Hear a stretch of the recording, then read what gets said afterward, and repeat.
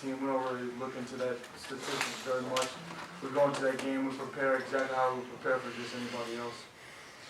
This group, and I guess comparative to other groups that you've been around, enjoy the process more? Because it seems like you don't get wrapped up in maybe the macro, but you're focused on every little thing on the way to whatever you're trying to get to.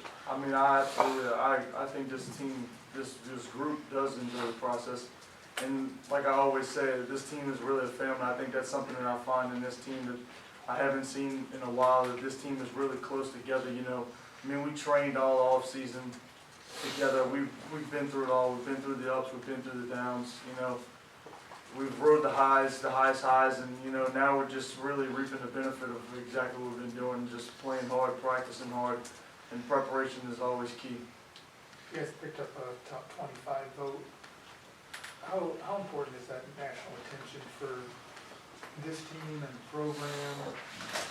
But then how do you balance it with, like you said, not worrying too much about the external stuff? I mean, obviously, I think that's awesome. I mean, I don't know if we've ever received a top 25 vote before, but not, at least not during my time here.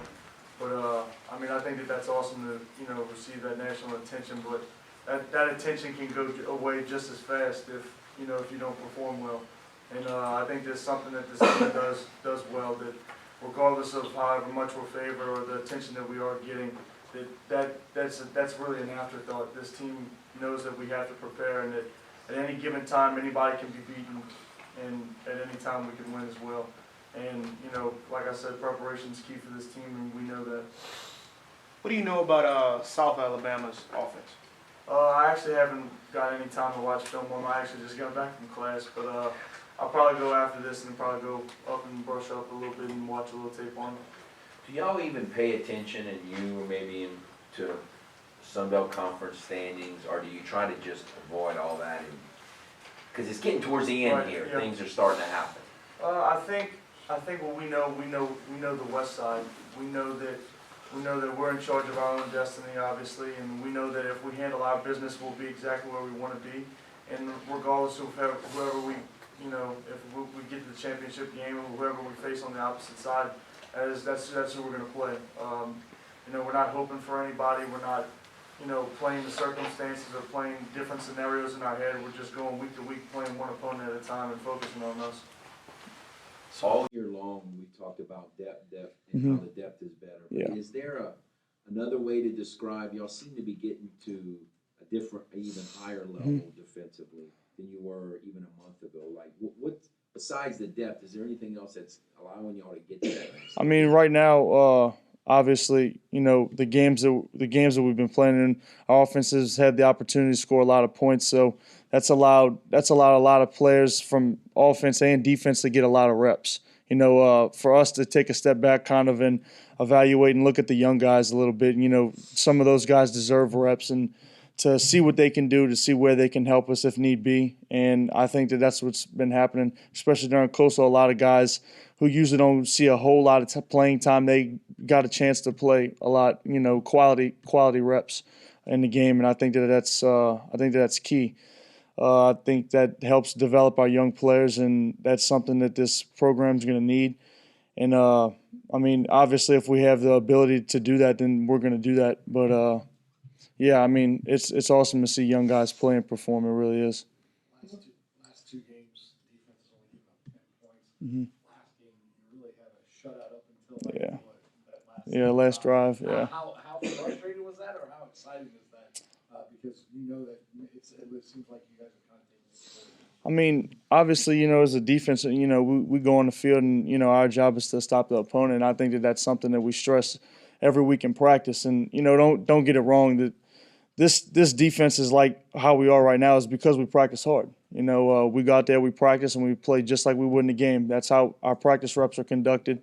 And that's exactly what people see on Saturdays, is exactly how we practice, is how we perform on the field. I mean, you know, it really does feel great. It's really gratifying, but at the same time, you can't really get caught up in all that. You know, you have to prepare for the next opponent and try to do the same exact thing. You had a few extra days, so to speak, because Thursday night, yeah. How do you handle that? Do you study a little more of what you guys need to do right, or are you watching football, or what Coach Nape gave us a couple days off. He gave us Saturday and Sunday off.